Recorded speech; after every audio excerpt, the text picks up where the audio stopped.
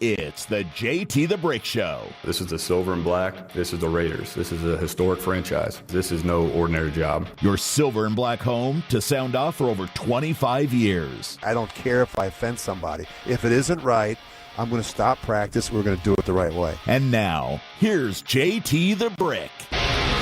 Out of the gate, JT with you. What a day we have lined up today. Thanks to the bricklayers who are already in the studio. They're watching live on YouTube at JT the Brick. Easy for free. Get in there, make some internet friends, and go have a good time. Just watch England beat Congo. Wow, that was close. Harry Kane, he's one of our own. Way to go, Harry Kane. Unbelievable win for England. Come on, England. Come on, England. Come on, England. I root for England. Now, of course, I root for the United States, but we're no good. We're no good. We're not very good. So I'm going to root for the United States, but we're not very good.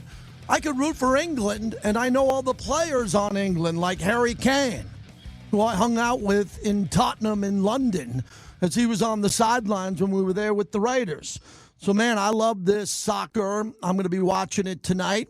A couple of buddies of mine are throwing a little Wahoos on Eastern. Ari, oh, watch out, Ari. I'm going down to Eastern today. Oh, no. Can I get helicopter? Can I get the helicopter to Summerlin so I don't have to go down Eastern? I'm going down Eastern today in deep Henderson. So I'm going to be there today to drink cerveza. They will have Modelo's for me. I'll probably have a bucket of Modelo's. My wife's going to drop me off, I believe. My wife's great. She's going to drop me off. I'll Uber home probably at some point, and I will have a bucket of Modelo's at some point and get that going today. Hope everybody's having a good day. We're rolling. One of these days today where I'm just happy I got up in the morning and people get back to me, man.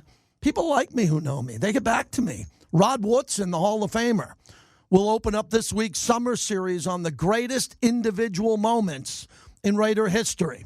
What we're doing this summer for our programming is I'm interviewing former Raider players, some of them legends, others really good players, and I'm asking them what was their greatest, most memorable moment.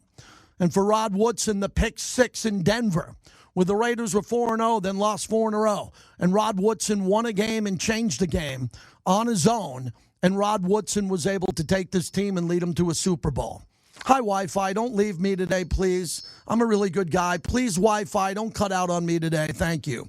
So Rod's going to join us in a little bit, which I'm excited about that.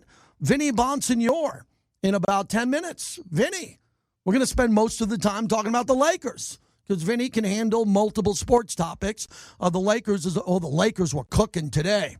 Oh, boy. Did you see what the Lakers did today? Oh, boy. The Lakers stepped up. And the Lakers got Walker Kessler for $130 million.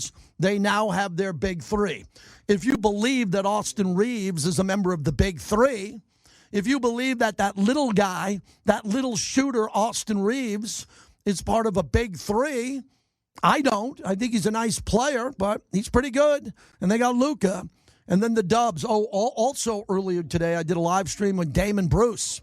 It was on Damon Bruce Plus in my channel, and we did a really nice job, man. Damon Bruce and I, maybe some of those knuckleheads who run radio up in the Bay will put me and Damon Bruce on a show, even though they have no money to pay us up there like they used to pay me, and they used to pay Damon. They walked away from Damon Bruce because he was making too much money with the best show on their channel. My gloves are off when it comes to the media now. I'm now officially already a media critic. I don't care. I'm not afraid of these program directors. I'm not afraid of these pencil pushers. I'm not afraid of them. And, Damon and I did 45 minutes today that's better than anything you're going to hear in the Bay Area other than the great Tom Tolbert. We are Tom Tolbert friendly. I like Larry Krueger. I like Dibbs. I like Dan Dibley a lot. I like the Guru. There's some people up there that are brick friendly. But, man, we had fun today. We did that. We're going to do more of it. Quick announcements coming about that. Yes, people are in my chat. They were able to see that today and got the dog. Oh, Ari, today's a special day. Very special. My dog turned 12 today. Today's my dog's birthday, and my dog turned 12, and my wife is so good. We got one of our 17 Amazon boxes came today. We get 17 Amazon boxes a day, and the box came today. She got him like a nice collar scarf for his birthday, and we have some doggy ice cream tonight to celebrate my dog's 12 years with us, bringing tremendous love and passion to my home. My favorite part of the day, other than waking up next to my wife, healthy and she healthy, is walking my dog in Summerlin, where I have peace and quiet. The old ladies love my dog. They hug my dog, and I get about 20 minutes of my life that is uninterrupted. The rest of my day is kind of interrupted. So that's good today. So that's where we're going. We're packed today. So with Rod Woodson, I was talking about what are we going to do this summer. We have the all-time greatest team, the all-time greatest games. I think we've done a nice job in the summer trying to get you to the preseason and to the start of the season. So Rod is going to come on, and we're going to talk about his pick six in Denver. And we're going to do about 10 minutes on that play, which I believe is his greatest moment as a Raider. I could be wrong. That might be something else. And we're going to dive into that, and Rod's going to come up here. Jesse Merrick is really doing a nice job. Jesse Merrick is a really good content provider on his own. Jesse will join us. He did a nice stream podcast on Michael Mayer, and I've been a champion of Michael Mayer. I believe, Ari, I'm the only guy in the history of the media in Las Vegas to say, what the hell are we doing making Michael Mayer block on field goals or on punts? Why is Michael Mayer out wide blocking? Am I the only guy who ever said that? I don't know anybody else who's ever said that. Maybe Vinny did. We took Michael Mayer from Notre Dame. Michael Mayer, who won the Mackey Award for the best tight end. Brock won it twice. And we turned him into a blocking special team player. Oh, my God. Who approved that? Oh, they're all fired. All the people that approved that, the coaches are all gone. Someone literally sat in a room and said, oh, let's take Michael Mayer and put him out on the edge and let him block on punts or field goals or whatever the hell it is. Let's not get him the ball. No, let's not throw it to him on 3rd and 11. Let's make him play special teams. Is that over with, please? Please tell me that's over. Ooh, I'm getting going. Woo. Save it for Vinny. Save that for Vinny. Michael Mayer. Michael Mayer, we're going to leave him in to block. Then send him to Miami. Send him to Detroit. Let him block in Detroit. We got no guys out here that have any reputation of being elite pass catchers since Hunter Renfrow, right? And Devontae left. We have Brock now, and we're all begging for people to catch the ball around here. And Michael Mayer is a blocker? Come on. I know that's going to get cleaned up. I hope it does. Michael Mayer. Hey, Mike, go out there and block someone. Hey, Mike, you know what I would do? I'd put him in motion, and I'd have him catch 11-yard outs and then put his head down and run someone over. And I think that's what Clint Kubiak's going to do. Clint Kubiak's going to have, you want to talk about 11 personnel, and you want to talk about the ability to line up people and get mismatches? Big Mike is a mismatch unless you put him on special teams. He's not a mismatch on special teams. Jesse Merrick a little bit later on in the show. And then, wow, Warrior fans coming to grips with LeBron. Ooh, I might have to send someone up north to talk to Cisco. Walk Cisco off the ledge. Or get Chris in West Oakland. We haven't heard. Wait till Chris in West Oakland, I call him out. And he's got to go to the game and root for LeBron. That's going to be beautiful. When Chris in West Oakland's having a Crown and Coke in the lower bowl and he has to root for LeBron. Wait till that happens. That's coming up here shortly, too. So USA Soccer tonight at Levi Stadium. I have a little inside joke. The game's starting at 5 and not 8 because if it started at 8, they'd stop the game at 11 and say, we have to shut down Santa Clara. You know, Santa Clara and Levi's is the only stadium in the world that told the Rolling Stones that you have to finish your songs or we're going to pull the power on you in Santa Clara. So, hey, everybody in the Bay Area, you get one hell of a night tonight. You get a hell of a night tonight to see USA Soccer. They better not lose. They better not lose because this bandwagon is pretty good right now, and it's really the only bandwagon that I support. It really is. The only bandwagon that I support in all of sports at all is soccer. If you want to jump on USA's bandwagon, look at me today. Look at me with my FIFA shirt and FIFA hat. Yeah, I'm all in. I'm an American. I fly my American flag. I'm all ready for that, man. We're going to get that going. All right, let's get out to Carlito's Way. Is that an actual name of a caller here? That's a great name. That's one of my favorite movies. Carlito, go ahead. Yeah, I think this is my second call coming here. No, I just want to say thank you, LeBron. Thank you for everything, for helping with the Lakers. You know, I'm not one of those, fans that, oh, my God, LeBron's gone. Yeah. No. He will be one of the greatest Lakers legends that we will have, and I will hope to see that he will have a statue. And I just want to say, bottom of my heart, thank you, LeBron. Thank you for everything. Thank you for giving us, great 8 years. Thank you for Taco Tuesdays, screaming my ass off saying Taco Tuesdays every Tuesdays. But it is what it is. If he goes to the Bay Area, then, that would be cool because it's closer. I can go see him closer. But, wherever he goes, I hope he does better. Yeah, no, you don't hope he does better. You're a Laker fan. You don't want him to do better with the Warriors, do you? No. No, I'll take that one back. Yeah. No. And then also talk about FIFA last night. Wow, Mexico. I've been going to these watch parties in San Jose. It's called San Pedro Square. So it's like a closed-off street, and you can drink and walk around. So it's kind of like a mini Las Vegas. The only thing is you can't walk inside the drinks in the garage. I'm happy you brought that up, Carlito. If I was king for the day, I would let everybody drink on the streets. Any responsible adult should be able to go on a street and drink a beer without being scolded and yelled at, as long as they're not getting into a fight. Then you get arrested and handcuffed, and we put you in the cruiser. But why is Vegas the only place in the world where you're allowed to walk down a street and have a cold beer? Yeah, you see, that's what I don't get. Yeah, but I don't get unfortunately, it either. Unfortunately, us, I'm Mexican American, but us Mexicans, we really can't handle our liquor.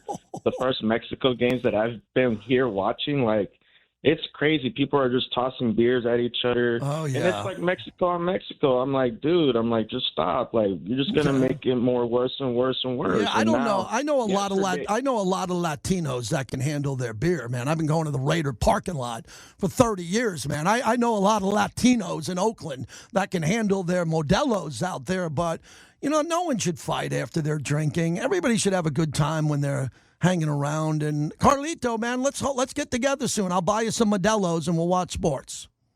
Yeah, go USA today. I'll be at the watch party today, and we'll just see what's going on. We'll see what's happening. Go USA. Thank you. He's going to a watch party, Ari, where they're letting people drink beer in a controlled outdoor space. God, it's 2026.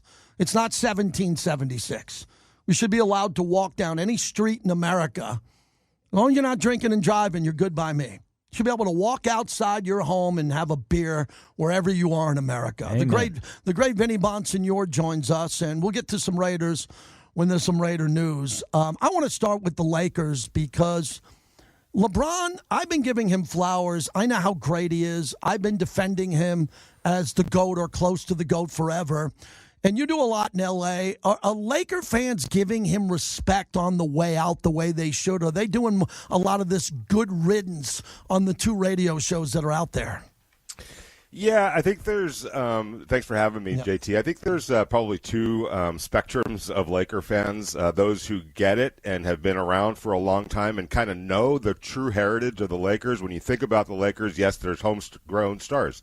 There's your Jerry West, your Elgin Baylors, your Magic Johnsons, your Kobe Bryants. But there's just as many guys that you go out. Kareem Abdul-Jabbar, traded for Kareem Abdul-Jabbar, traded for Wilt Chamberlain, signed Shaquille O'Neal, signed LeBron James, traded for Anthony Davis, traded for Pau Gasol. And so there's always been this balance of homegrown stars and guys you went out with the power of the Lakers, the money, the magnet that Los Angeles is, and going out and getting high-priced stars. So the ones that get it and understand that LeBron was just part of that same kind of lineage that preceded him. And you know what? I'll always respect him as a longtime Laker observer. People forget how many players were saying no thank you to the Lakers from toward the end of Kobe's run to the immediately after, the few years after that. Why? Not everybody's cut out to be part of the Lakers or the Yankees, JT. It's just a fact of the matter. Some people don't want that responsibility, and the Lakers were coming off multiple losing seasons. It was a daunting task, and not everyone had the shoulders broad enough to accept that challenge. LeBron James wasn't ring chasing when he left Cleveland, a team that was in the finals, for the Lakers, a team that was in the lottery the previous season. So tell me how he was running to another championship. He was running to a challenge, and he accepted that challenge, and the Lakers ended up winning a championship. Say what you want about that championship, but it is officially a championship, and the banner hangs up at Staples Center or Crypto Arena, and so he did what he was supposed to do. He delivered a championship, another championship banner to the Lakers. I think most reasonable Laker fans understand and thank him for that, while also saying it was time to move on. I firmly believe that it was time to move on. Luka is the new face of the franchise. You needed to build a team around him that reflected his talents, and I think that's what the Lakers are trying to do. Yeah, the way I look at LeBron is Magic, Worthy, Kobe, and Shaq, and even Kobe and Powell played on better teams than LeBron. If LeBron had the ability to play with some of the talent that Magic and Kobe had, it would be different. But what put me over the top with LeBron is he broke the all-time scoring record and the all-time postseason scoring records as a Laker. I mean, how could anybody make light of that? That'd be like breaking Babe Ruth, Henry Aaron, Bonds, whoever you say. You break it with a new team. So say Trout leaves Anaheim after all these years. He goes to Philly. He's not going to do it. But if he broke all these records as a Philly, you'd say, wow, he's going to retire. He's known for being an angel, but he broke the most important records with a new team. And I think that's LeBron's legacy. He got a chip. I give a lot of credit to the COVID ring. I do, because mental health, I thought it was, we've talked about it, a very difficult one to win. And I'm a big believer in stats. Who's thrown the most touchdowns? Who's caught the most touchdowns? Who's rushed for the most yards? And who's scored the most points?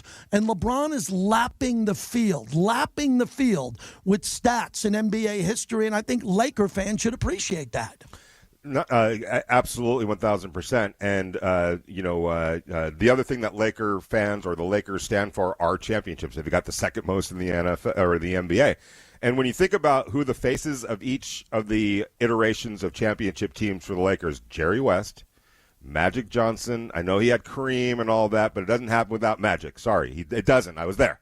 I know that. And Kareem was not floundering, but he was on some not-so-good teams in Los Angeles in the time that he got to L.A. and didn't win any championships, and when Magic arrived and they started winning championships. So Jerry West, Magic Johnson, Shaquille/Kobe, and LeBron James. Those are the five people that have led the Lakers to championships. There's five of them that have done that. Only five in the long history of the Lakers, and LeBron is one of those guys. Anthony Davis doesn't come to the Lakers if LeBron's not there. You think he's leaving the New Orleans Hornets to come to a not so good situation in Los Angeles? LeBron was the magnet to bring in Anthony Davis. So he did his job, is what I'm saying. And could it have been greater? Yeah. Could it have been better? Sure. But as you mentioned, some of those Laker teams were flawed compared to some other good teams that were in the NBA. The Denver Nuggets with Jokic was a really good team. They beat the Lakers. Hats off to them. They won the championship, as they should. They were a worthy champion. The Oklahoma City Thunder have been worthy champions. So, and there's some others the Golden State Warriors, obviously. So, sometimes it's another team's time as well, and one man can't do it by himself. To me, he hung a banner. And that's that's what the Lakers stand for. Yeah, I compare him to A-Rod. A-Rod got a ring with the Yankees. If it wasn't for A-Rod, the Yankees don't get a ring in 2009, and it's 2026. And he was a villain. But I'm really into the topic of villains going to other teams where they're the biggest villain. And I know this story inside and out. He is despised. He's despised in the Bay Area, from Cleveland to the Lakers. And to watch Warrior fans have to go through that expensive ticket and walk into Chase Arena and pay to see LeBron, potentially, because I think Cleveland's in the hunt to get LeBron too. How do you feel about that topic of LeBron eventually? It's not a ring chase because he's at the end of his career and he's got rings. But hooking up with Steph, does that feel right for LeBron to end his legacy that way? I would love to see him go back to Cleveland, but I also understand the Golden State Warriors. One last hurrah for them, and it would be kind of a fascinating thing. It would be the over 30 club, and in some cases over 40 club. What a great story it would be for middle-aged dudes and women that say that everyone says you're past your prime, you can't do it. Teaming up, it's like it's like an old, a couple of old Texas Rangers getting together to go on one last cattle run, together, and one last journey, one last, big mountain to climb, and it would be kind of fascinating to see it from that perspective. How are the old dudes going to handle the young guys, the young up-and-comers? It would be kind of fascinating to see that. I'd kind of be rooting for that, to be perfectly honest with you. And look, if you're the Golden State Warriors, if you're the fans of the Golden State Warriors, there's really, what can you say at this point after Kevin Durant leaves Oklahoma City Thunder, your chief rival at that particular time, to come join you guys? It's just kind of how it is, in the NBA right now and in professional sports. I guess as a fan, you don't have to necessarily like it. If you don't, then don't watch for that period of time, or just enjoy it. Enjoy having a great basketball to watch. During February and March and April and January and December, and for however long it lasts. Because I'll tell you this, it comes and it goes pretty fast. And even Golden State Warrior fans can understand that you had a heyday there, and now it's not been quite the same. And it's just it doesn't feel as exciting, right? And if you can round up an old crew one more time for one last run, just sit back and enjoy it, rather than doing all the this person did that or rival. I can't take him. I can't accept it. I kind of think that's a little bit silly. Vinny, Bonsignore, as we wrap it up, on the Raider front, this is the type of time where I really disconnect because I know what's coming. And what's coming next is sportsbook directors putting out the Raiders have no chance and their win total, which they're accurate. They know how to set a win total. It's national writers saying the Raiders are a couple of years away. It's people discounting the Raiders. It frustrates me, but I'm not a journalist. I know it's coming. It's the doubt period before the Raiders must prove themselves. Are you getting any indication from all of your vast contacts around the NFL that the Raiders are gaining respect in other team headquarters from around the league? What are you hearing about the new look Raiders? Yeah, I do actually, and I think that as opposed to the Raiders have no chance by the sports books and people like that with the wins and losses, it's one thing to say that, and I don't expect that the Raiders over under is going to be very high in terms of wins this year, right? It's not going to be. So accept that, it is what it is. The Raiders could go prove people wrong. However, what I do sense is, even though that win-loss total might not be where Raider fans want it to be in terms of the predictions and the prognostications, I think underneath that is, but they are headed in the right direction. It might not happen this year, but there's a genuine belief that progress is going to be shown, and that if certain acquisitions, i.e. Fernando Mendoza and some of the defensive additions and Tyler Linderbaum and obviously Clint Kubiak, if some of those things hit the way the Raiders and others around the league believe it's going to hit, they really are going to show genuine improvement this year, and hopefully set themselves up for even greener pastures in 2027. So if I'm a Raider fan, I wouldn't necessarily focus or get fixated or get upset or one way or another on what that win-loss total is going to be, because I don't think that represents – I think it represents kind of where they are on their journey, but not where people genuinely think that the Raiders are going to ultimately get. I think there's a lot of appreciation for what they've done and a lot of optimism around the league for where they're going to go and where they're positioning themselves to go. And that's as opposed to how it's been, where not only are they not going to win, but where's the hope? Where's the future? What does that future look like? What are we supposed to be buying into? I think people are buying into what the future looks like for the Raiders. What blew me away is I was on a stream today with another host, and I think I'm right by what I said. A year ago at this time, July 1st, Pete Carroll hadn't coached a training camp yet. I'm not talking about mini camp and all that. Pete Carroll was getting ready for his first camp with the Raiders, and he's been fired a long time. So I'm like, I live off a calendar, and I'm like, wait a second. Pete Carroll got hired before July, of course, of last year. But, when everybody started rolling through the gates for training camp, he didn't last a year. And a lot of the players, not a lot, but there are leftover players from Pete Carroll's training camp to what Clint Kubiak's going to do. So let's shoot baskets, let's compete, let's run around with these giant balls, let's kind of have fun and act like we're pinning someone in wrestling. That's all gone. What are you hearing and noticing about what Clint Kubiak's going to do compared to the style of Pete, which was really successful and proven throughout his whole career going back to college, that Clint Kubiak is just not about and he's not going to be doing? Yeah, and what I truly sense is that there's a true alignment between the coach and the front office in terms of the timeline. Number one, to your point, Pete Carroll was a lot of optimism, and we're going to win 10 games. Is all I know, and kind of pie in the sky, and let's will it, let's fake it till we make it sometimes, and let's just think positive, and that's great, and that's fine.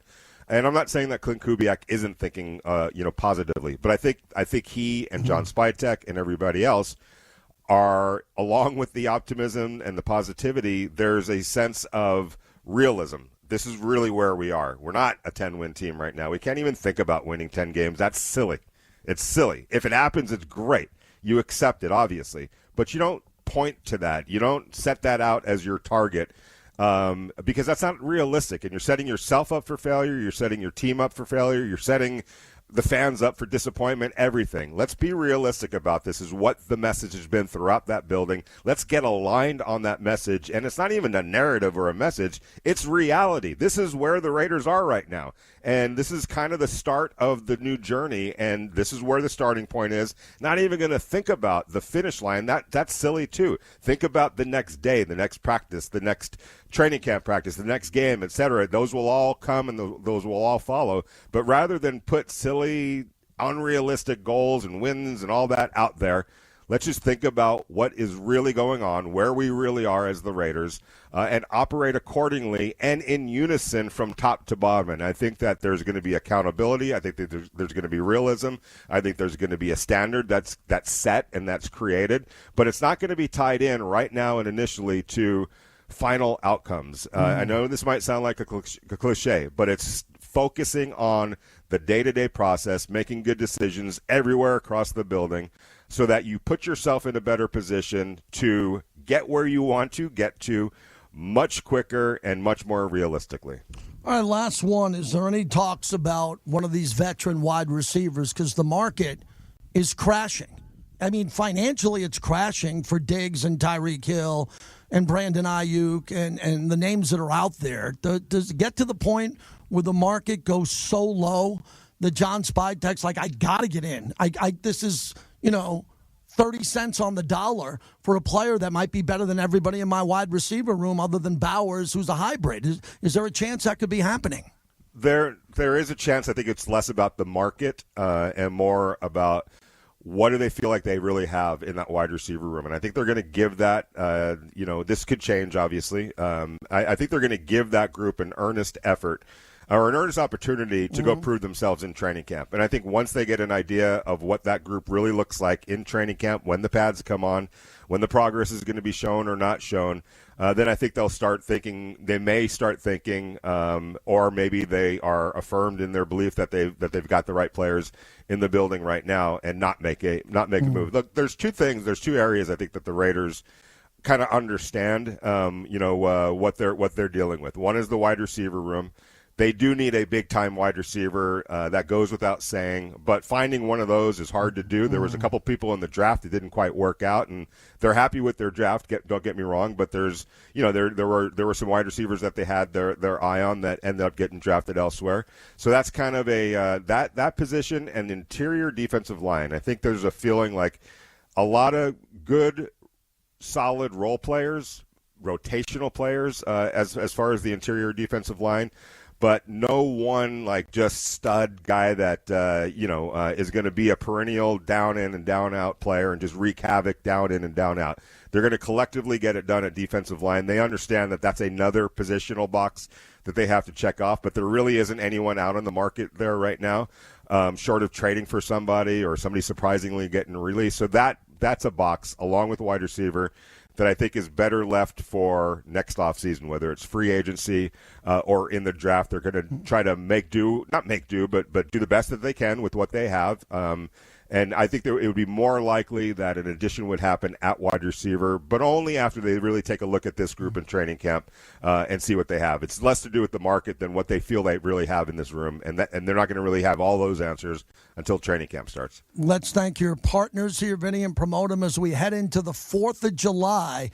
And a lot of people don't want to cook. They don't want to be cooking. They want food delivered to them that's fresh and fantastic. Yeah, no doubt about it. salsmexicanrestaurant.com would be the place to go. Just go online, order what you want, get it delivered where you are, and hey, maybe your 4th of July weekend will get totally set up with some great Mexican food. Talk to you after that, Vinny. Thank you. All right, thank you. You got it, Vinny Bonsignore. How good was that? We got a hell of a show lined up today, man. I'm just navigating it with Ari. We are just playing traffic cop here. I got Rod Woodson, the Hall of Famer, who I have a podcast with now. How proud of I? We had our podcast meeting. Laying the Wood with Rod Woodson is back for season 2. How's that on Bravo? Or some big, how's that on Netflix? I got better podcasts than some of this crap on Netflix. It's better. But you need a little luck. Laying the Wood is back with Rod Woodson. So Rod is going to come up at the top of the hour. We're going to talk about what I think is his signature play. His pick 6 against Denver that saved the season for the Raiders and Rich Gannon and all those guys. As the Raiders won their first 4 and lost 4 in a row, and the season was spiraling out of control. That's why I have an AFC Championship diamond ring in my vault. And it's not in the house, so don't get any ideas. It's in a safety deposit box.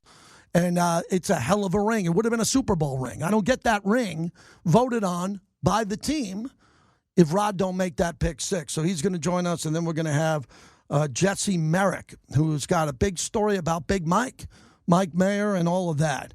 Ari, do you feel this hype today for USA Soccer? Well, I did a video today at the park telling everybody, you got to get your ass out of the house today. You got to be with other humans at a sports bar in an environment with other humans, Americans and others, and enjoy the soccer. Absolutely. Right. I mean, I'm not going to lie here and say that I'm that guy that gets out that much. But yeah, man, it's a good time. It's also kind of the one time. You know what I mean? Yeah. It's not something that happens all the time. So they're not going to win much. Yeah, they're not going to win 3 more games. I don't think. I'll root for them. So you're going to see a win, I hope. Bosnia-Herzegovina, you better win. And if you do, it's competitive. You'll be hanging out in a bar with a bunch of people wearing American T-shirts. I mean, if we can't get out, I said that on the podcast today.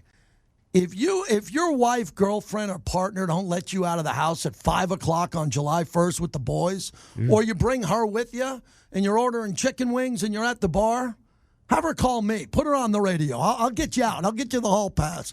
Give me a call, and that opens up the phones for the next half hour, 702-365-9200. You can promote your watch party. I know Thor's having people in the backyard today. Other people, if you're having people over today to watch soccer, I love that. That's good content. Let's hear from you, plus the Lakers. Marcus Smart leaves the Lakers to the Rockets. A lot of deals out there, but the Lakers, they're cooking today. My oldest son's going to be happy. The Lakers today, after getting rid of LeBron or LeBron getting out, Lakers are cooking today. They have a big 3 now. They look really good. So who will LeBron choose? And you Warrior fans, I've given you 24 hours to think about it.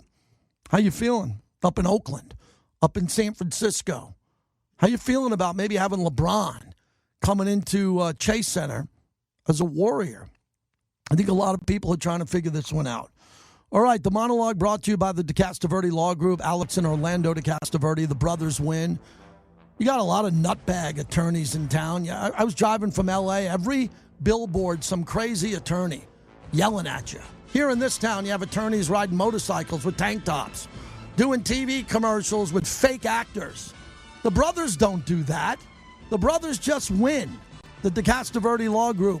BrothersWin.com. Welcome back to the JT the Brick Show, brought to you by the Black Hole. Become a member of football's most notorious fans. Mora, la pelota para Julián, ahí fuera de juego. Julián Quiñones va a ir a encarar al área. Se mete Julián, el primero de México, puede ser Julián.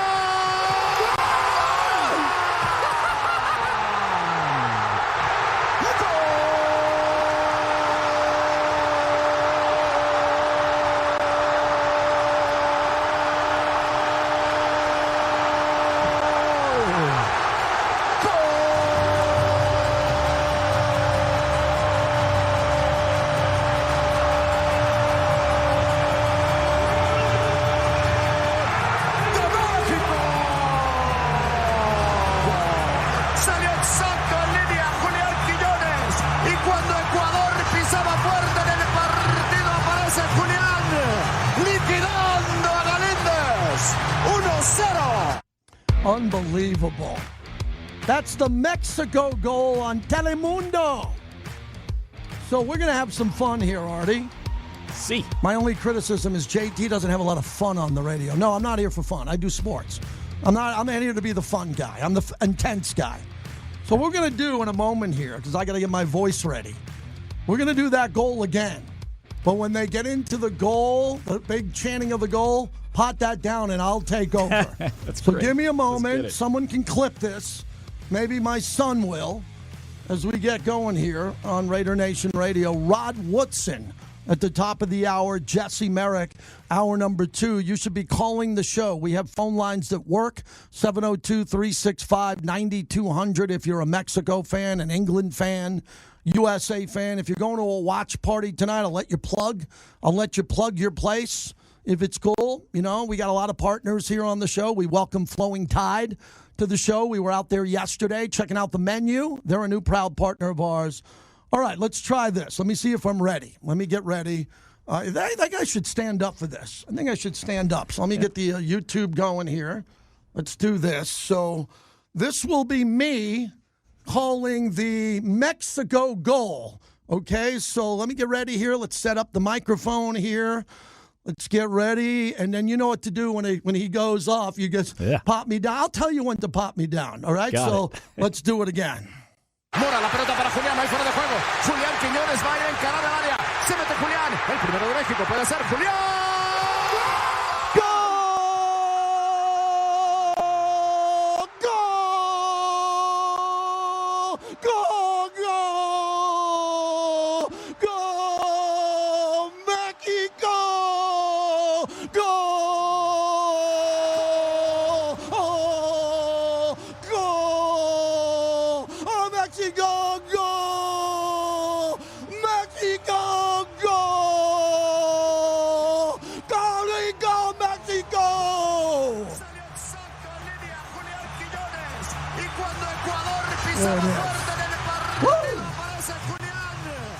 There we go.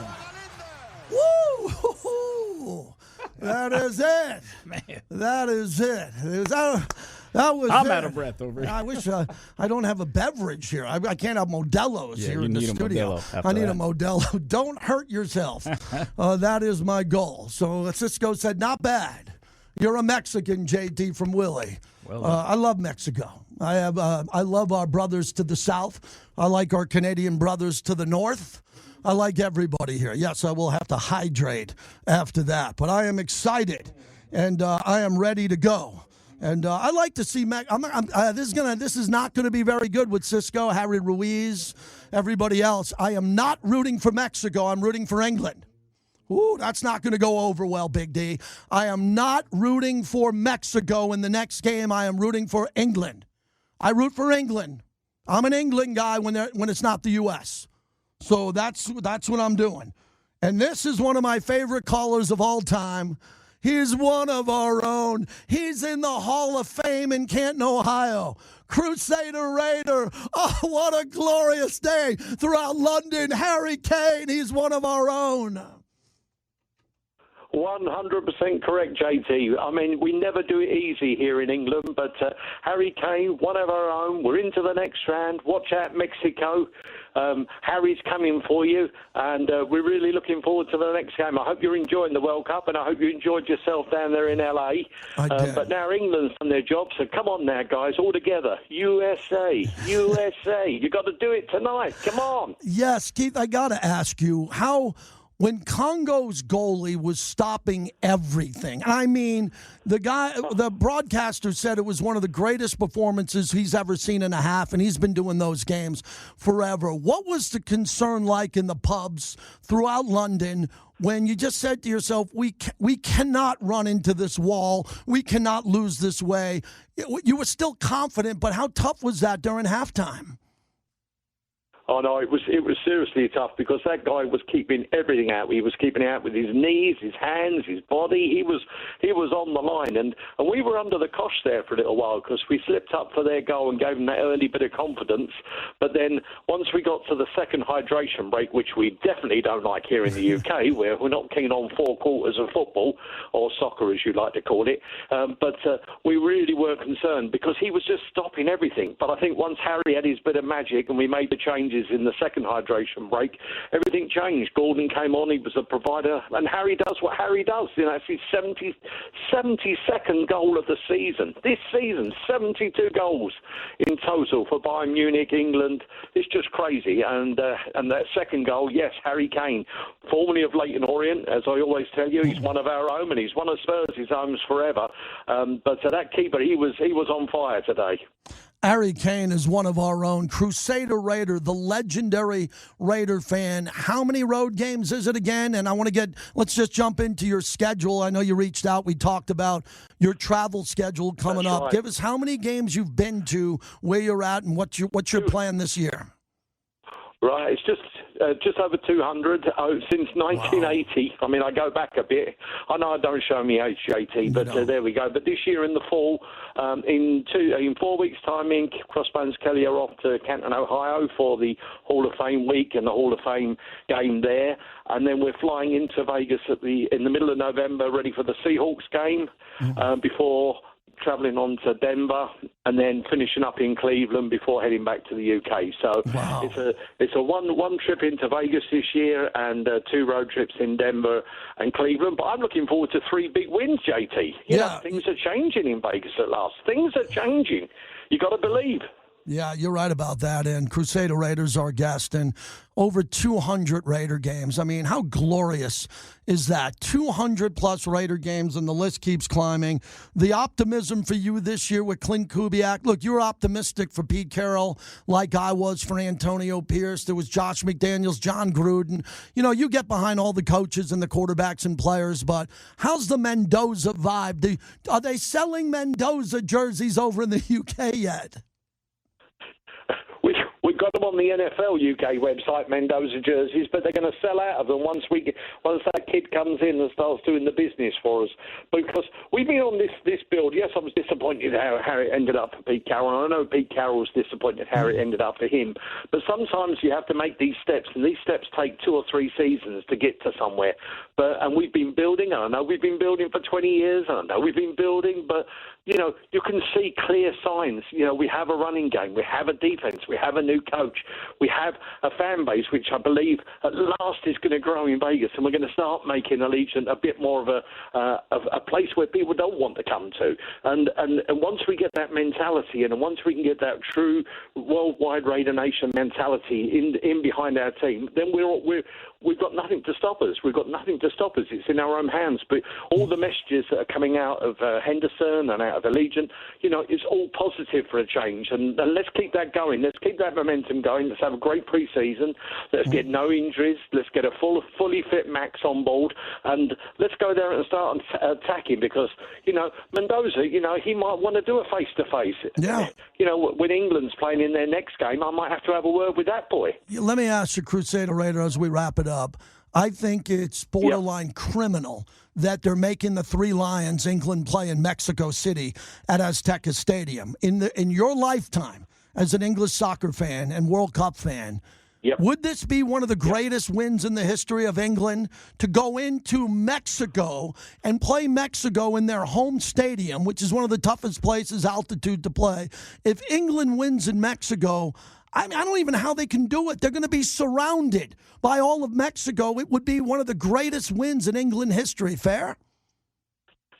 I think you got it 100% right. But you've got to look at that true Brit fighting spirit that we had today. Today was the first time England had won a World Cup game when they were behind since 1966, which was the last year that England won the World Cup here at Wembley Stadium in London. So we believe, yes, Mexico's going to be difficult, but when the going gets tough, the tough get going. And Harry Kane's army is on its way to Mexico. And then we'll see about Brazil after that. Do you think the English fans are going to... Good luck tonight, USA. Real quick, do you really think the England fans are going to come to Mexico if they're not there already and spend that amount of money to fly to Mexico? Fly into Mexico City from the UK and then get a hotel. That's a really tall task, isn't it? Oh, it's a crazy task. But then if you look at the crazy prices that FIFA's been charging this year, the prices FIFA's charged for tickets at any stadium in America, Mexico or Canada, England fans travel, and I wish them all well. I don't think we might get like maybe 5,000 get down to Mexico, so it's going to be a tough job. But we'll be singing Harry's Army, and I think we've got a real good chance. You know, at the end of the day, England is a good team. We haven't showed up yet. We're getting better each game, and Harry's up to 5 goals, so we're on our way. Take care, my friend. I'll see you soon. Take care. I'll see you in the fall, JT. Yeah, Crusader Raider. What a show today. Vinny Bonsignore into Crusader Raider. Wow. I mean, how much do we charge for this show? Oh, it's free. I thought we charge people for this type of content here. That is some great sports talk with Crusader Raider. That call came from London. So when I'm blanking and moaning about Vegas on this AM station, get your phones out. That call was from London. Crusader Raider. What a good friend he is, man. And when I was in London with the Raiders multiple times, what he showed me when he took me to his pubs with Dave, his buddy Dave, and all the friends I made over there, I would say this, Raider Nation, if we ever go back to London, which I think we're going, they're kicking us out. We're going on the road now. They were kind to us. When we built the Legion Stadium, for all of the NFL to prosper from with revenue. You know, people get upset when I tell people that a Legion Stadium works. Well, there's not enough Raider fans. I get it. You're right.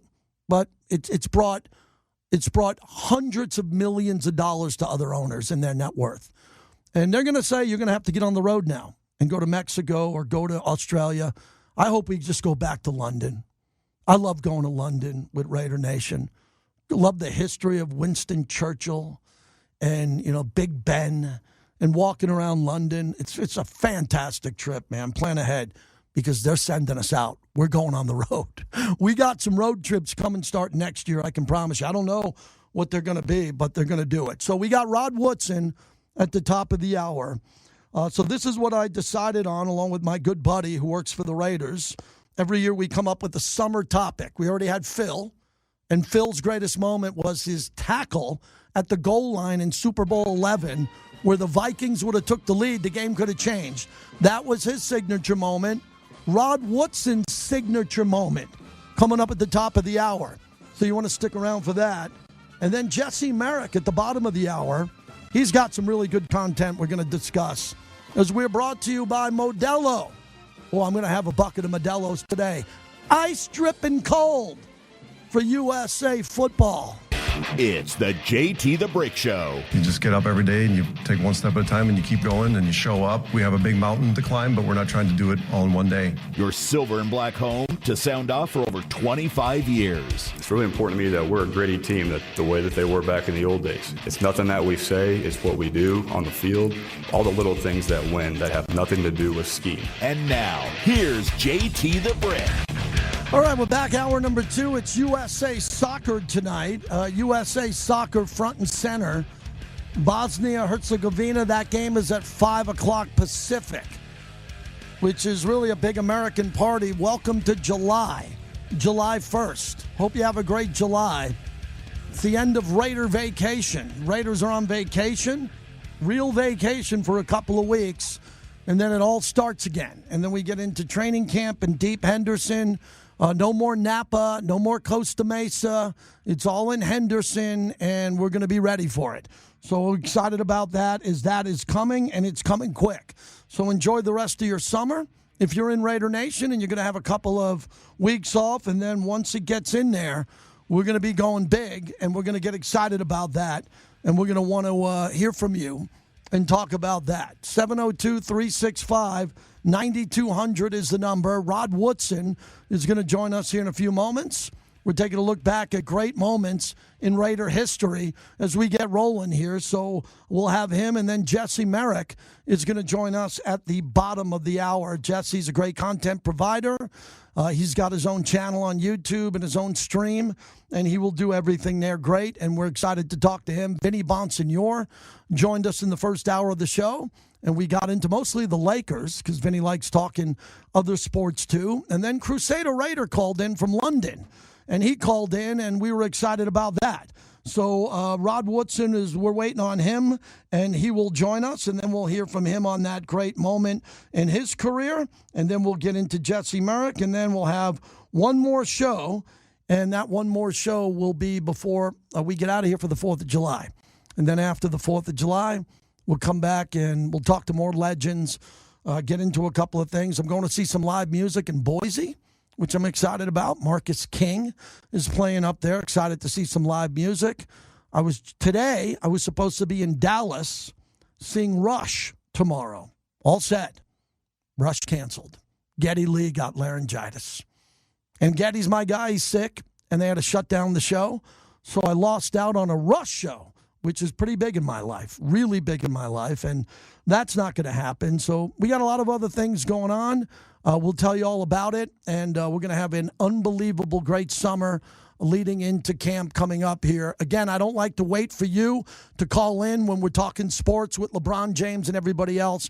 702-365-9200 is the number, and we'll dive into this. It looks like LeBron James most likely is going to be going to the Warriors, but Cleveland is making a late push. So if Cleveland makes the push, we'll see him going back to Cleveland, which I think is the better fit. And I think that would be the better fit for him going forward. And if LeBron wants a chance, I think the best fit would be Detroit. If LeBron went to Detroit, remember Detroit was the number 1 seed last year in the East. Number 1 seed with Cade Cunningham, who got hurt down the stretch. If LeBron really wants to win a ring, if he went to Detroit, they'd have a really good chance to do it. But I think this whole connection with the Bay Area is going to be really interesting, as a lot of Warrior fans and a lot of other fans out there are at a point where they're looking at a scenario now. They're looking at a scenario now where I'm just wondering what's going to happen and what's going to happen with LeBron, because there's no bigger athlete in the world other than Messi and Ronaldo, who happen to be playing soccer, who's bigger than LeBron. It used to be Tiger Woods. He's a mess. And some other people along the way. But right now it's LeBron. And wherever LeBron decides he's going to go, LeBron is going to make that decision. And I think the decision to go to the Warriors would be because, he wants to hang out with Steph and play a year with Steph. And that's what happens with aging legends in sports. If you get to a point where you're LeBron and you want to play with Steph and go on a yacht with Steph and play one more year and you're a billionaire, you can do that. All right, this summer I'm talking to Raider legends about their signature moment. Phil Villapiano was my first guest. His tackle in Super Bowl 11 was the catalyst for the Raiders and for the Raiders to turn it around. So I reached out to the great Rod Woodson, who's a dear friend and my family knows him well. And I picked a part with him where in November 11, 2002, Monday Night Football in Denver, the Raiders started the season 4-0. They lost 4 straight, 2 in overtime at 4-4. The season was hanging on a thread, and then this happened. It's second down and goal as Greasy drops straight back, throws, picked off at the 2-yard line. Intercepted by Rod Woodson. And Woodson is into Bronco territory. And Rod Woodson, can he be chased down by Smith? Not until he scores. Touchdown Raiders. There is an example of a big player making a big-time play in a big game. You talk about something that'll change a game and a great veteran player, that's Rod Woodson. They're on the 4-yard line. The Broncos are going in. And instead of getting the touchdown, Rod Woodson jumps right in front of Clinton Portis, and he takes off. You think Rod Woodson can't run anymore? He's going to take it all the way. How great is that with John Madden on the call, the Hall of Famer Rod Woodson. Rod, does that bring you back in the day as we're here in July of 2026? How does that sound? Oh, I tell you what, that is crazy. I mean, first of all, and I even forgot that John Madden was calling the game. That's the first thing. I mean, he lived in Pleasanton, down the street from where I lived at. A legendary Hall of Fame coach. But for in that moment, we were playing really good football. We knew we had a good football team. We knew we lost some tough games. And then in that moment, is that the play that kind of helped us turn the season around? I think it was, because they were going down to score. We ended up winning, and then we finished up. I think our last 8 games we were 7-1.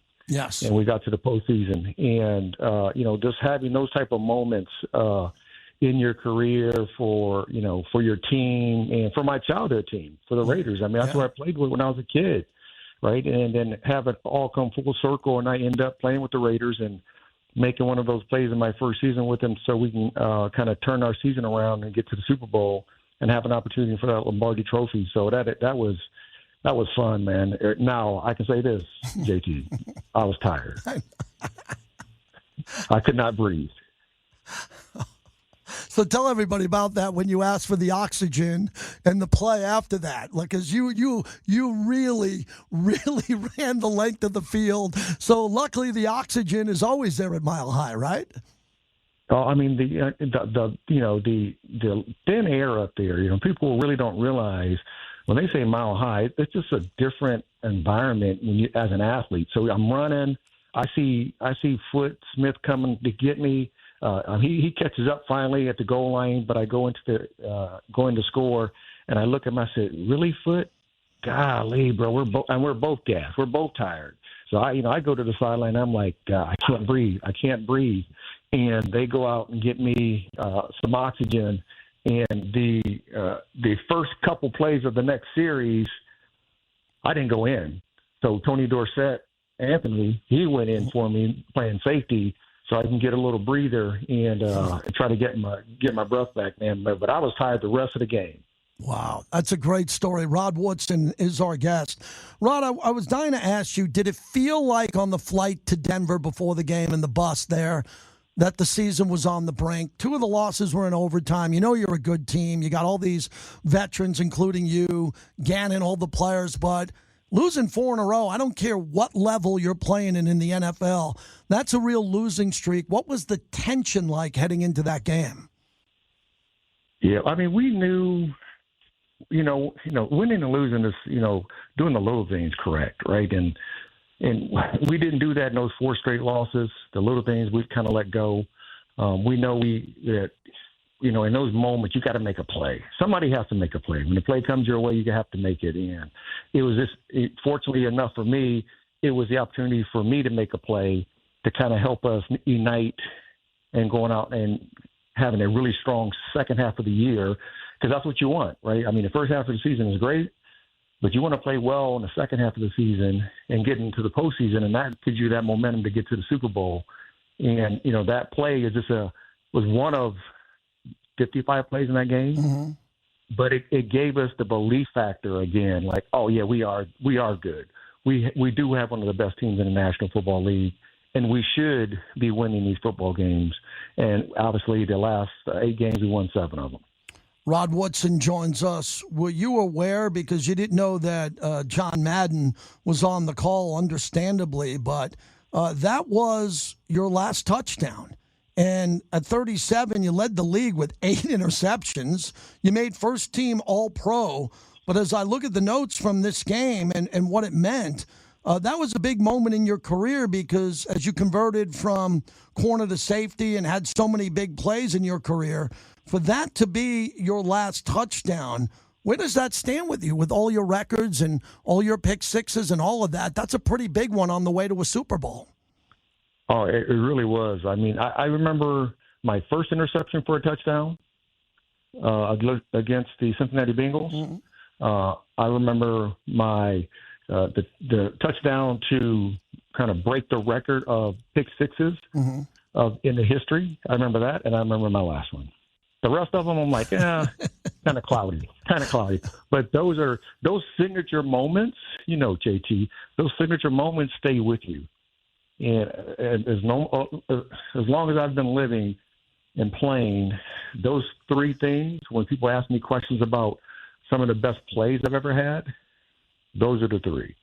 Yeah, Rod, it's pretty amazing in your Hall of Fame career that play stands out so much. You know, you and I have talked about it in person with Charles when we were been at events. And, you know, for Charles Woodson as a young player and some of the younger players there, you know, Lincoln Kennedy, who was a dear friend of ours, and then you look at Rice and Tim Brown. When you look at your mentoring at that stage, a lot of guys at the end of their career, they don't want to mentor. Then they want to play and go for a championship. What do you remember about the young players on that team as Mr. Davis was trying to go back one more time? He wanted one more chance to win the Lombardi, and some of your memories from back then. Yeah, I mean, you know, to me, being a mentor means everything, because when I first came into the league, Donnie Shell, Mike Webster, John Stallworth, they was my mentors. Mm-hmm. And so giving back to Charles Woodson, when I remember getting there, and I just remember Wood, like, he reminded me of me going into my fourth year. He just had that kind of that same feel, very athletic. And the one thing that we just kept talking about is like, hey, let's just keep learning football. You're going to keep getting better. Let's just keep learning football. And, you know, our team was, we had a bunch of vets on our team. I think it was one of the oldest teams to make it to the Super Bowl in the modern time. But we had an opportunity to, you know, Derek Gibson was a young player in the secondary, talking to him consistently. You know, to me, giving back to all the stuff that I learned over at that time, my 16 years of playing in the league, giving that back to the players. I mean, they called me Unc. Some called me Grandpa. But you know, those are badges that I like to wear, because when you can be around a long time, you can go through a lot of different situations. You can give that to the young players so they don't have to make those same mistakes.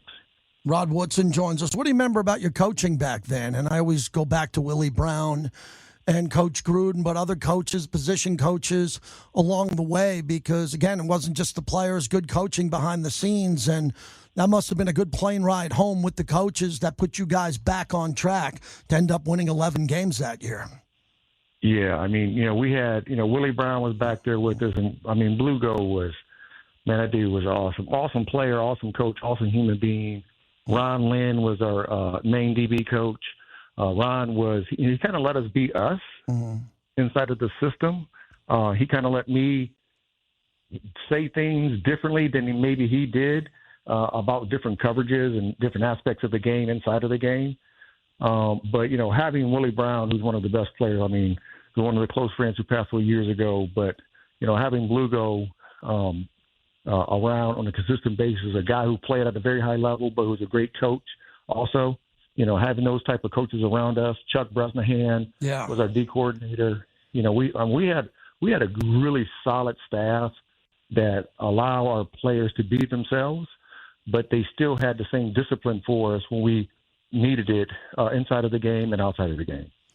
All right, Rod, as we wrap this up, there's a lot going on in the NFL in the offseason, and I want to tie it in here to the Raiders on the way out with Mendoza, Brock Bowers, Clint Kubiak. Raiders only won 3 games last year, and that wasn't expected. But the blessing in disguise is they got Mendoza, who should be the core leader at quarterback for hopefully a long time to come. You played for so many great teams. What is your recommendation for this team to set expectations? Because I'm hearing a lot of people saying, you know, the Raiders can be patient now. They could look at this long term. And then I talked to Freddie B. and it's like, no, you get paid to play and coach to win every game. What do you see with this team as they want to improve? And hey, look, last year in New England, you know, is being in the booth for the Ravens. They went from 4 wins to the Super Bowl. How optimistic can the Raiders be to flip this with such a brutal schedule playing in the AFC West? Yeah, it is a tough schedule. But what I would say this, every player should talk to each other inside of the locker room saying, why not us? Right. Why can't we be the one? Why can't we be the next New England who didn't win that many games the previous year and come in this year and play at a higher level than anybody expects? Why can't it be us? But it takes dedication. Right? Everybody's got to be dedicated. Everybody has to be doing their part. Everybody, offensively, defensively, special teams, everybody has to hold themselves accountable. We need leaders to show up in the locker room, on the practice field, not the coaches, the players. The players have to also be leaders. And then the coaches they'll deal with what they have to deal with on a consistent basis, getting ready for game plans and all that stuff. But players, if they can find those leaders and have those guys that can motivate them week in and week out when bad things are going, like when a game is kind of going south, one of your leaders rallies the groups offensively or defense or special teams, that's going to be the key. And if they have that, man, why not? Why not the Raiders? Yeah, I want to follow up on that. So a young player like Bow, we know what Max can do, and I know how much respect you have for Max, who's back. But how does a young player like Bowers and Genty and Fernando, before he takes the field, how do they become leaders if they're so young on their rookie contracts? Does that happen often in this league? You were able to do it, but you talked about your mentors. When did you become a leader with Pittsburgh where you said, yeah, I've been here a year or two, I'm ready to step up? So you can lead vocally, or you can lead through actions, right? Normally, younger guys, when I was younger, I led through actions, practicing hard, finishing every play, being overly aggressive all the time, trying to make myself better, trying to make my teammates better because I'm competing. So I think the young players who are on the team, on the roster, they do that through their actions. And as they're doing it, the older players are going to be like, oh, heck.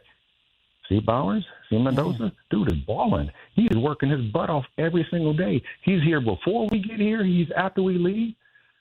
Then when he speaks, his words are going to be listened to. Right? They're going to be like, hey, he deserves the chance to get up in front of us and to heed his words. So to me, I think the younger guys need to do it by actions early, and then the older guys need to open up their arms and say, okay, you deserve it after several weeks, maybe a couple months, that let's listen to what he got to say. Thank you, Rod. This was fun. Looking back at a signature moment for a guy who's had a lot of signature moments. Happy we can look back in the time machine and revisit this with you. Stay hydrated, Rod. I know how much you like to work out, man. We get a break in the weather this week, right? We're in the 90s instead of 110. You got to be enjoying this.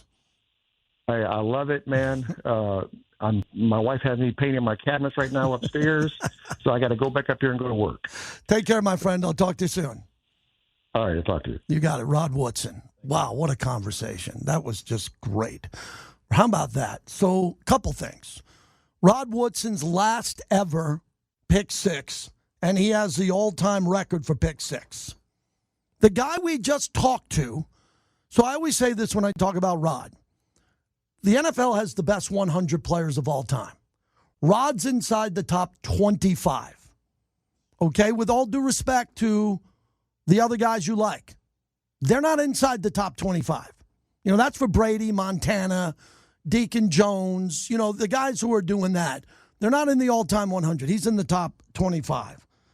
So at 37 years old, he led the league with 8 interceptions and made first-team All-Pro. Let's stop. When was the last time anybody around here got an interception? Caillou had a couple because they were picking on him. Rod at 37 had 8 interceptions and was first-team All-Pro. Can we get some 27-year-old guys to have 3 interceptions? Rod was able to do that. Now, Rod's different. He's a Hall of Famer. And, you know, when you look at what he was able to do and how he was able to do it, full circle with the silver and black. So instead of the Raiders being down 7-3 to Denver, the Raiders after that pick six went up 10-0. They won 34-10. They snapped a 4-game losing streak. They finished 11-5. They won the West and won the AFC. And the kicker, that was the last touchdown of Rod's career, pick six, number 12, which is still an NFL record. Not Deion. Not Deion. Rod Woodson is the all-time leader in pick sixes. And he's our friend. How cool was that? Jesse Merrick will join us coming up. We'll keep the stream going. We'd like to get you into the stream on YouTube at JT the Brick. Also today I did a stream with Damon Bruce up in the Bay Area, Bruce and Brick. I thought that was pretty good. That's up in the stream.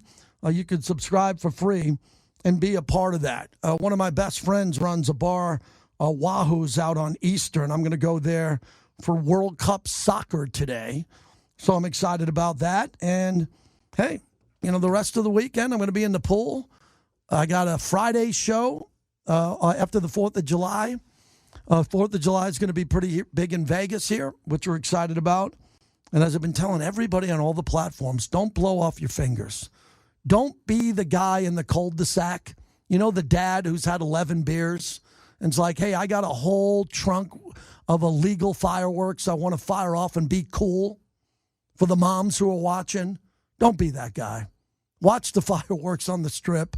It's going to be pretty impressive. I think a lot of people are going to have fun. From what I'm hearing, it's a big one. It's the granddaddy of them all. No doubt about it.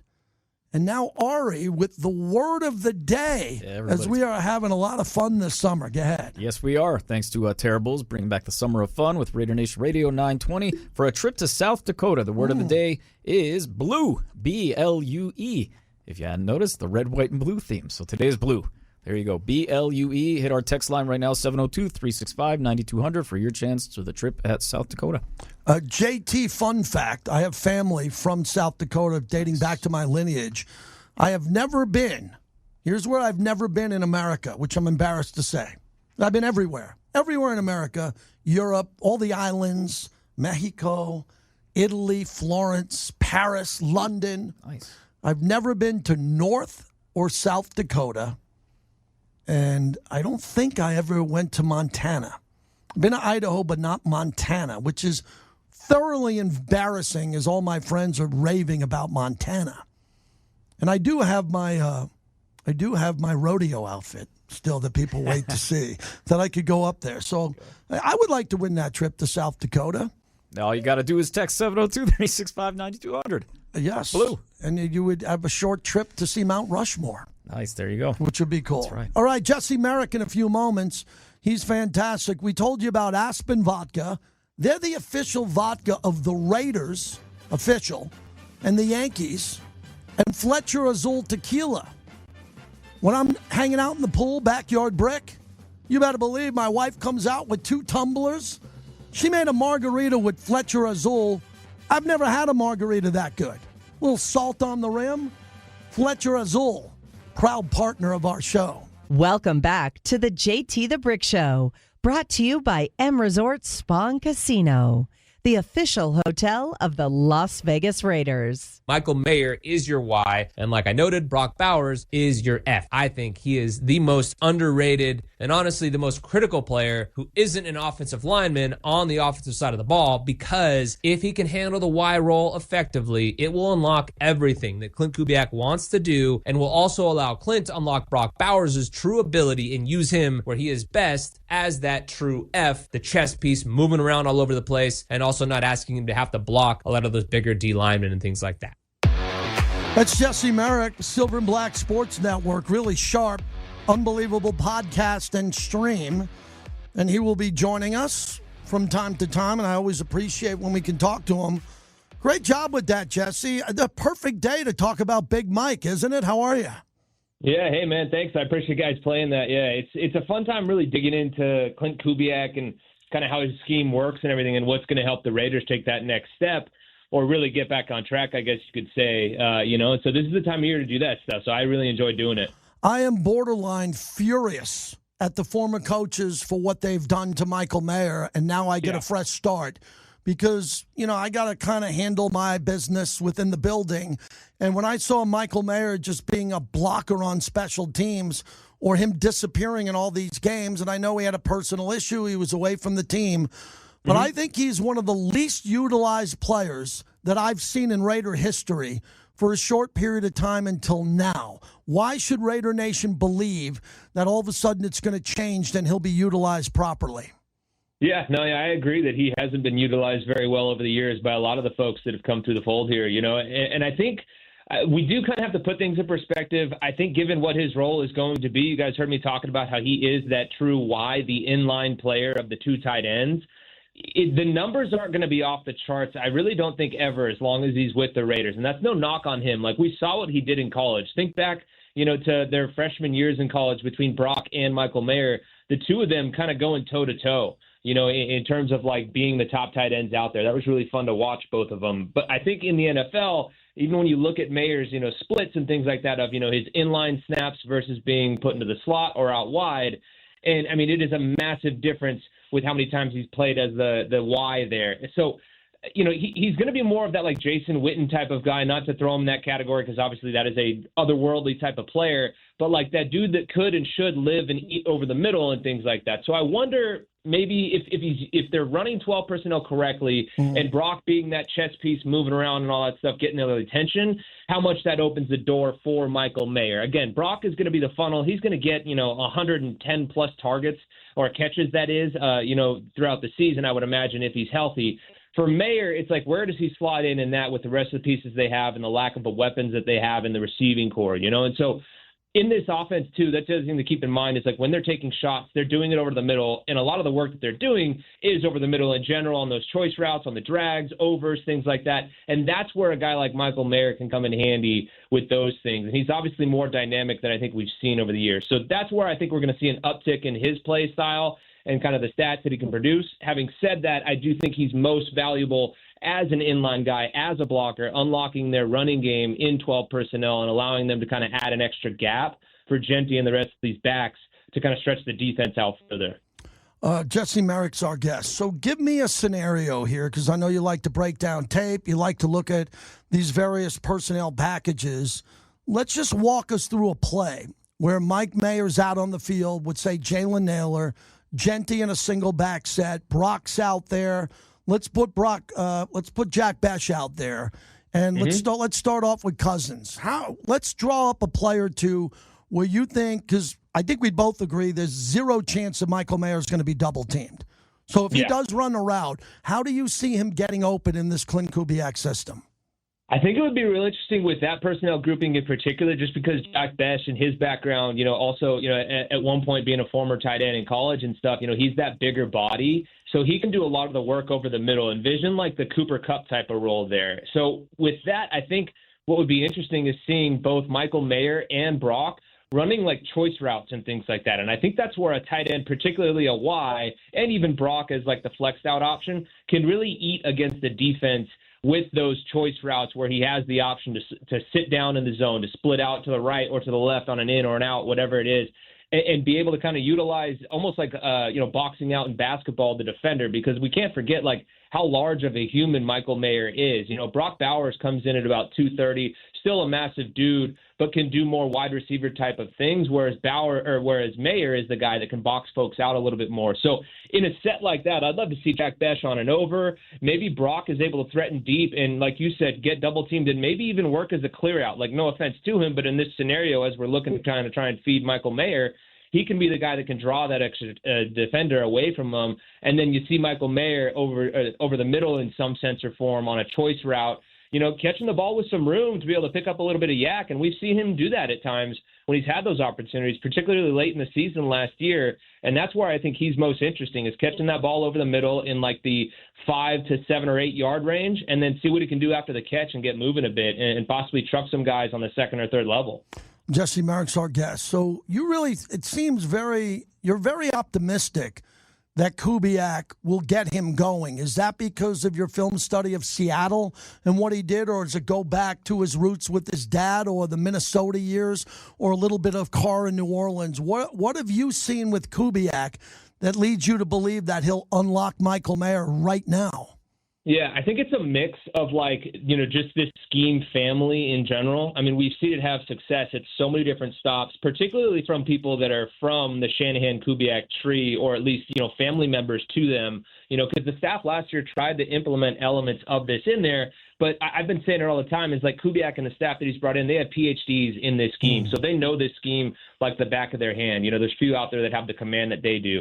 Then paired with what we saw up in Seattle. And I understand that's a different team and a team that just won the Super Bowl. The Raiders are obviously in a much different situation. But the effectiveness with which they ran the ball is what opened up everything about what they did in 12 personnel in particular, because they were able to get defenses into their base defense, and that's when they kind of picked them apart. They were the top passing offense when they faced base defense in 12 personnel, and the number 7 ranked rush offense, that is, when they faced base defenses too. So the key is getting the running game going, and I think investing in Linderbaum and then obviously having Ashton Jeanty and what he did last year behind that horrendous offensive line with the poor coaching there, and also the fact that they now add in Rick Dennison into that group, paired with Clint Kubiak, I think we're going to see this offensive line room and just slash this like rushing attack take a pretty decent leap forward given the better coaching all around and some players that I think a lot of people are dogging where we need to factor in coaching a bit more in here. I'm not saying they're going to be world beaters by any means, but you bring in a kid like Linderbaum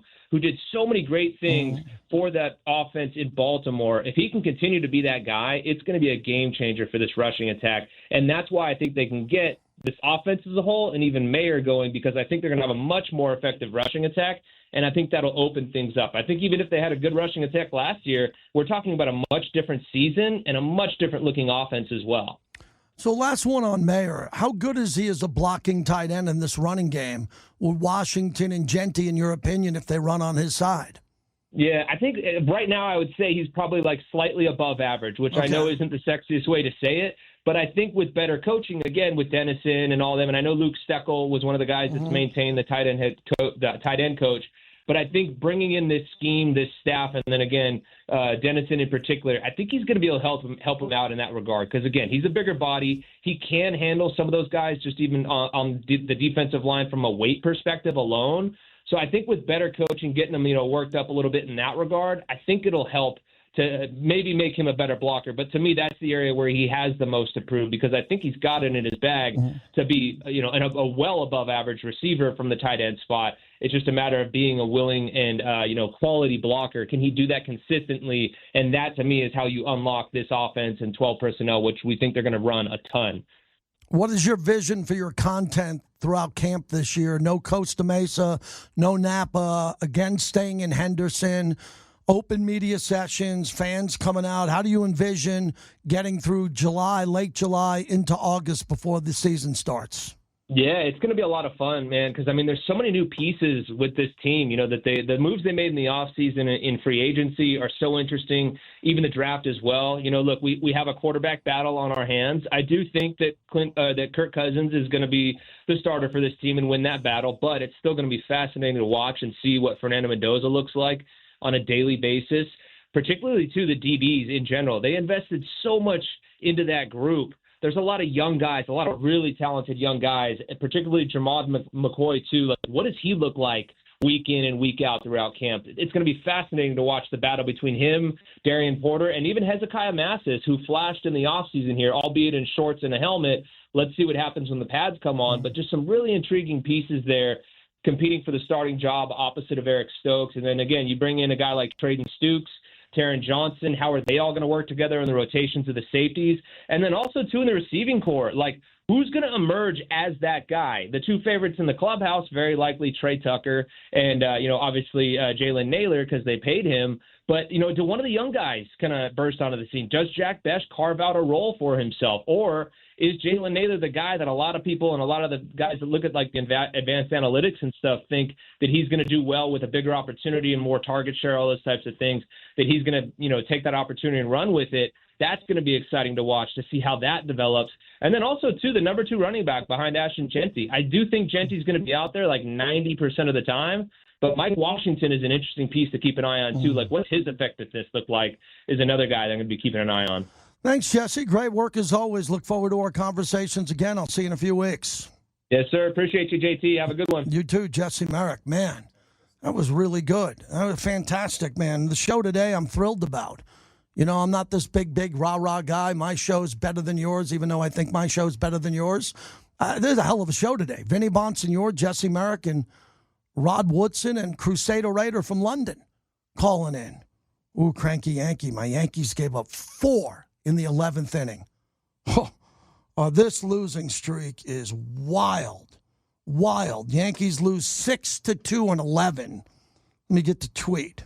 Okay, here's the tweet. Detroit Tigers get 4 runs in the top of the 11th in the Bronx. Let's fix that. In the Bronx. And the Yankees losing streak continues. Fire Boone in caps. Hit send. It's out. Cranky Yankee. Hey, we're going to lose every game. I don't think the Yankees are going to win another game this year. They're going to lose every game. They're that bad. Can't beat anybody. I mean, they can't beat anybody right now. Swept by Boston. Swept by Boston in Boston. Swept at home by Detroit. You fire the manager. You fire the manager after he gets swept in Boston by a last-place team, and he gets swept at home. So you lose that many in a row, you fire the manager. That's what you do. That's what you do. You fire the manager. You fire Aaron Boone tonight. You say, your team stinks. They don't rally for you. They can't defend. They can't hit. They have one of the worst on-base percentages over the last couple of weeks. You're done. We're hiring someone else. You're out. Here's your salary. Go. I'm furious over my baseball team. Incredible. Unbelievable choke job. Cranky Yankee. 702-365-9200. We'll say goodbye to the streamers, the bricklayers. That's a good show. Please share that. Please share that show. Put it up against anything. That was a hell of a show today, and I didn't have much to do with it. There was all the guests, and their content was amazing. We'll wrap it up on the other side, give you some housekeeping notes.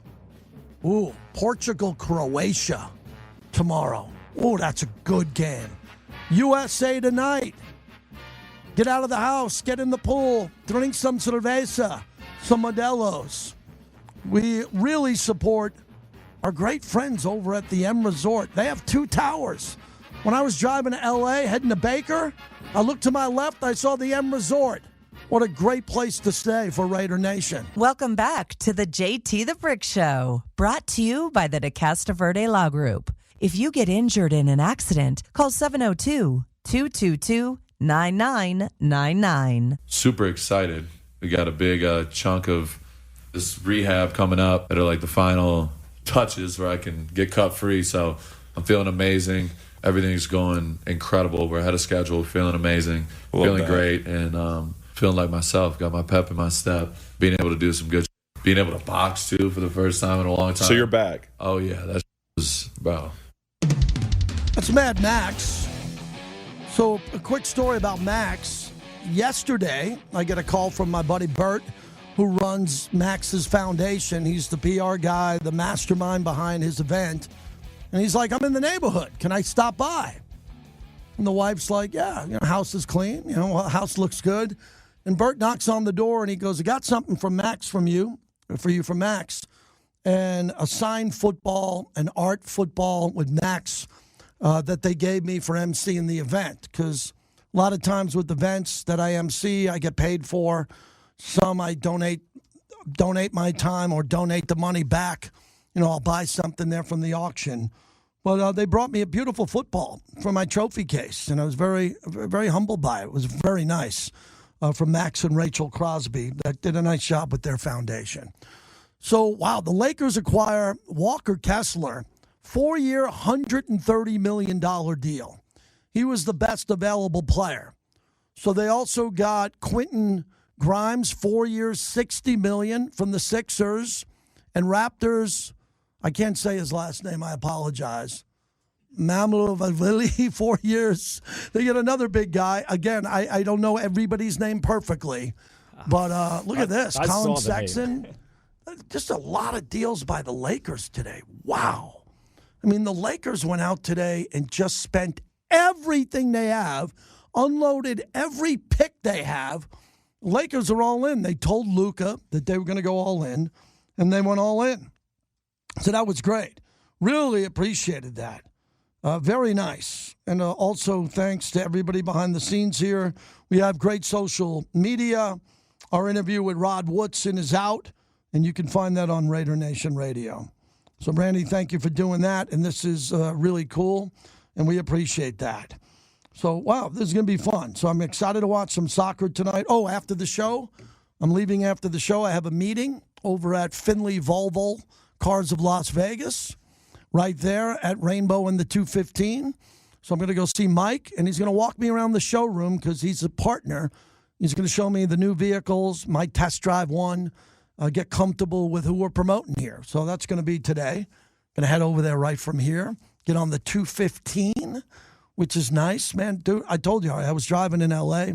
for the weekend, man. We're lucky to have roads out here like we have. Oh, they're nice. It only takes like 20 seconds in L.A. or really any big city like that with crazy traffic to bring you down to earth about Vegas. Yeah, knock wood, there's a little bit of rush hour traffic around here now. Sure. But it's in the construction. It's annoying. I'm just saying, you go outside of here and you're the like, cones, the cones are weird. The cones come out this time of year. Where I live on the mean streets of Summerlin, I could take Flamingo, Trop, or Sahara down to the Strip, so I don't have to get on the 215 or the freeway. I can just do that. You got to hit some lights. If my wife says you go 40 miles an hour, you'll hit all the lights, unless there's an accident there along the way. So excited about that. If you're going to a watch party tonight, have a good time with USA Soccer. I'm going to be very positive on this. A couple of Latino fans upset at me that I'm rooting for England over Mexico. Get over it. Get over it. I've been rooting for England for 30 years. That doesn't mean I don't love our Mexico brothers to the south. I've been very pro-Mexico in my life, okay? So you got the wrong guy if you're going to say you're shaming me for rooting for England. And let me tell you another thing, Mexico. If you're playing the United States, I'm rooting for the United States over Mexico. But that doesn't mean I'd root for Canada over Mexico. I wouldn't root for Bosnia-Herzegovina over Mexico. But you got to pick a team and go with it. And England's been my second team because the United States stinks my whole life in soccer. So you got to have someone else to root for. But this will be interesting. So, hey, day one of the World Series of Poker. How about that going on here in Vegas? So a lot of people are excited about what's going to be happening here overall. So this is interesting today. Also breaking news, the NBA today eliminated dozens of league office jobs as part of their broader strategy to relocate resources towards growth priorities, including NBA Europe, local media technology, and wait for it, the WNBA. So breaking news, the NBA today eliminated dozens of league office jobs. Why? Aren't they making billions on these TV deals? It feels like the money is flowing. How would you like contracts? How would you like to lose your job heading into 4th of July, working for the NBA, and you're doing a great job, and they're like, "Hey, man, we're just lopping off 24 jobs today for what?" That bothers me. Some of these media jobs that go away. You see all these sports writers who are losing their jobs. I'm like, really? Stinks. We can't have a newspaper anymore? Like, people can't keep their jobs? That's why we're all fighting for our position to be on the radio, and we're all very fortunate to have these positions because of you listening to us and supporting our partners. So we appreciate that. Nice job today, Ari. I really enjoyed this show. I enjoy every show, but this one was special. Vinny Bonsignore, Rod Woodson, Jesse Merrick, and I don't want to forget Crusader Raider, who's a good guy, man. Keith over in London, 200 games and counting. I'm doing a podcast with Brian Fowler, All In Autumn Wind, for his great record. We're doing something next week. And I got a couple of podcasts that I'm going to be introducing coming up here, which I'm excited about. Enjoy the rest of the day. Later on, I'll be in Deep Henderson over at Eastern at Wahoo's on their outdoor deck with a couple of my buddies, my friends. Not my radio friends. My real friends. I got radio friends, too. Ari, you're one of them. Well, these are my friends who I go back with a long time. So we're going to watch soccer. I'm going to go dressed up. It's like Halloween. I'm going to dress up as a soccer fan. I got my FIFA T-shirt and FIFA hat on. We'll do that, and then we'll be back to tomorrow to report on it. I don't want to be the negative guy, but we can't lose this game. Oh, Alexi Lawless. Fox. Yeah, you know how many bucks Fox has on the line for this game tonight? Ooh, boy. Fox wants people tuning in. We need America on American soil. Thanks, everybody. Have a great day. Q's off. He's coming back next week, deserving a much-deserved break. Clay's on a break, much-deserved. And everybody, all my teammates here, thank you very much. If you miss any portion of the show, it is streaming at lvsportsnetwork.com. I'm going to go to Cane's. One Love. Raising Cane's. How about that for lunch? If you're a Caniac, the box combo, the buttery Texas Coast, I get the double coleslaw. You can get tea, you can get lemonade, but you got to get the sauce made in store every day. Raising Cane's chicken fingers. One Love.